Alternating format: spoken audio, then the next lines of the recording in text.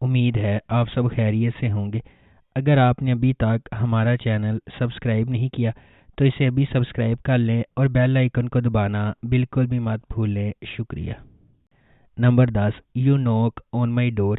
ادا ایک روشن خوبصورت نوجوان لڑکی ہے جو ایک پھول فروش پر کام کرتی ہے۔ وہ اپنی ڈگری حاصل کرنے اور اٹلی جانے کے خواب دیکھتی ہے، لیکن اس کے خواب اس وقت چکنا چور ہو جاتے ہیں جب بولت ہولڈنگ کمپنی کے وارث نے اس کی اسکالرشپ منسوخ کر دی اور اسے یونیورسٹی چھوڑنا پڑی۔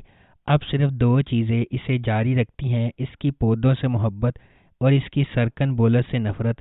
جب سرکن یونیورسٹی میں تقریر کرنے آتا ہے تو ایدا باہر احتجاج کر رہی ہوتی ہے۔ بدقسمت واقعات کا ایک سلسلہ ان دونوں کو دن کے بیشتر حصے میں ایک ساتھ ہتھکڑیاں لگا کر چھوڑ دیتا ہے۔ جب ایدا کو معلوم ہوتا ہے کہ سرکن وہ واقعی سب کچھ ہے جس سے وہ نفرت کرتی ہے، مغرور، خود غرض اور ایک مکمل کنٹرول فریک۔ نمبر 9، کنگ فشر۔ حالی ساگا زیورات کی ایک بڑی سلطنت کا مالک اور کورہان خاندان کا سربراہ ہے۔ اگرچہ اس کا بیٹا اورہان اور سب سے بڑا پوتا فواد زیادہ تر کاروبار چلاتے ہیں، پھر بھی وہ کمپنی میں سب سے اہم فیصلے کرتے ہیں۔ اس کا چھوٹا پوتا فیریت، جو اس کے بھائی فواد سے بالکل مختلف ہے، ایک بہت ہی غیر ذمہ دار اور نوجوان بیچلر ہے جو ابھی بیرون ملک سے تعلیم حاصل کر کے واپس آیا ہے۔ نمبر 8، غدار۔ جب آئیدن نے اس کا دل توڑا تو داغان نے سوچا کہ اس کی زندگی ختم ہو گئی ہے۔ اس نے اپنا گھر چھوڑ دیا، فوج کے لیے سائن اپ کیا اور مشرق میں لڑنے والی ایک خصوصی یونٹ میں شامل ہو گیا۔ اب 2 سال کی سخت ڈیوٹی کے بعد داغان کی سروس ختم ہو گئی ہے، گھر آنے کا وقت ہو گیا ہے۔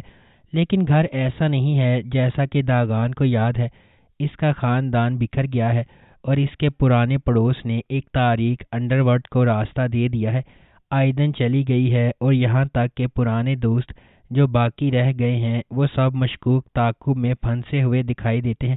جب اس کے چاہنے والے خطرے میں آتے ہیں تو داغان ہچکچاتے ہوئے ایک پیشہ ور ہٹ مین بننے کی پیشکش قبول کرتا ہے، لیکن ایک ہٹ مین کو بھی ایک ضابطے کی ضرورت ہوتی ہے اور بعض اوقات غیر معمولی حالات ایک عام آدمی کو ہیرو میں تبدیل کر سکتے ہیں۔ نمبر 7، ان لمیٹڈ لو۔ ان لمیٹڈ لو خلیل ابراہیم کارسو کی کہانی ہے جو اپنی پیدائش کے وقت بحیرہ اسود کے گاؤں میں واپس آتا ہے۔ خلیل کو اس وقت فرار ہونے پر مجبور کیا گیا جب وہ صرف 5 سال کا تھا، جب اس کے والد کو مقامی کرائم بوس رضوان لیٹو نے قتل کر دیا تھا۔ 20 سال بعد خلیل اپنی بچپن کی محبت یاسمین سے شادی کرنے گھر واپس آیا ہے، لیکن جب رضوان کا بیٹا یاسمین کو قتل کرتا ہے تو اس کا مشن بالکل نئی سمت اختیار کر لیتا ہے۔ خلیل رضوان لیٹو کو تباہ کرنے کے واحد مقصد کے ساتھ ایک آدمی کی فوج بن جاتا ہے۔ Number 6، sapphire. سیریز کا مرکز گل سوئے خاندان پر ہے جو کیپاڈوشیا کے سب سے نمایاں خاندانوں میں سے ایک ہے، جس کی انتہائی قابل احترام زندگی ایک غیر متوقع سانحے کے بعد ختم ہو جاتی ہے۔ امریکہ سے اپنے بڑے بیٹے آتیش کی واپسی پر گل سوئے کافی عرصے کے بعد دوبارہ ایک جگہ پر اکٹھے ہوئے ہیں۔ آتیش، جس نے کم عمری میں ایک ٹریفک حادثے میں اپنے والد کو کھو دیا، اپنے دادا عمر کی زبردست اتھارٹی کے سامنے سر تسلیم خم کرنے سے انکار کرتے ہوئے گھر چھوڑ دیتا ہے۔ اپنی والدہ گلہم کی درخواست پر وہ اپنے دادا کے قائم کردہ خاندانی کاروبار کو سنبھالنے اور بڑھانے میں اپنے بھائیوں یمان اور اوکان کے ساتھ شامل ہونے کے لیے کئی سالوں کے بعد گھر واپس آیا ہے۔ نمبر 5، گل جمال۔ گل جمال 30 سال پہلے برسا سے شروع ہوتا ہے، جہاں خوبصورت ظفر کو مصطفیٰ، جس سے وہ پیار کرتی ہے، کو چھوڑنے پر مجبور کیا جاتا ہے اور سائم سے شادی کرنے پر مجبور کیا جاتا ہے، جس سے وہ پیار نہیں کرتی۔ ظفر نے ایک بیٹے گل جمال کو جنم دیا جس سے وہ خود کو پیار کرنے میں کامیاب نہیں کر سکی۔ بعد میں اس کی ایک بیٹی ہے گلندم۔ اس کا خاندان ظفر کے سینے پر بوجھ کی طرح ہے، اس لیے جب مصطفیٰ برسا میں دوبارہ نمودار ہوتا ہے تو وہ اس کے ساتھ بھاگ جاتی ہے۔ جب ظفر پریگننٹ ہو جاتی ہے تو سائم نے خود کو پھانسی دے لی۔ نوجوان گل جمال اپنا بدلہ لیتا ہے، مصطفیٰ کو روٹی کے چاقو سے قتل کر دیتا ہے۔ یہی وہ مقام ہے جب ظفر گل جمال پر لعنت بھیجتی ہے اور اسے بتاتی ہے کہ وہ کبھی پیار نہیں کر سکے گا۔ Number 4، winds of love. Khalil جو اپنے خاندان کے ساتھ مشکل وقت سے گزر رہا ہے، جب اس کے والد بہتان کی وجہ سے قید ہیں، بدلہ لینے کا عہد کرتا ہے جب وہ اس گھر کو کھو دیتا ہے جہاں اس نے اپنے خوشگوار زندگی گزارے۔ اپنے والدین کی موت کے بعد وہ اپنے انتقامی منصوبے کو عملی جامہ پہناتا ہے۔ وہ اس دن کا انتظار کر رہا ہے جب اس کا سامنا اسلان لی خاندان سے ہوگا جس نے اس کا ماضی اور اس کے خاندان کو چرایا تھا۔ بچپن سے ہی مشکلات کے خلاف جدوجہد کرنے والا یہ نوجوان اب ان لوگوں سے بدلہ لینے کے لیے شہر لوٹتا ہے جنہوں نے اس کے ساتھ یہ برائی کی تھی۔ قصبے کے امیر ترین خاندان کی بیٹی زینب سے اس کا غیر متوقع مقابلہ ہوا۔ خلیل کے لیے سب کچھ زیادہ پیچیدہ ہو جائے گا، جسے پہلی نظر میں زینب سے محبت ہو جائے گی۔ Number 3، blood flowers.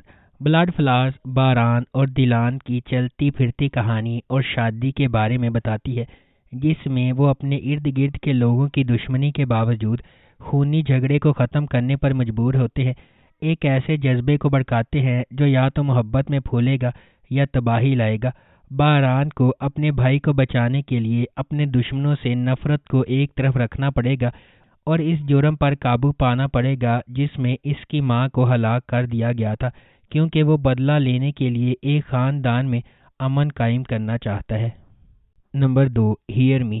ایک نامور ہائی اسکول میں ترتیب کیا گیا ایک نوجوان بالغ ڈرامہ ہیئر می غنڈہ گردی، سماجی ناانصافی اور ہائی اسکول کے رومانس کے موضوعات کو تلاش کرتا ہے۔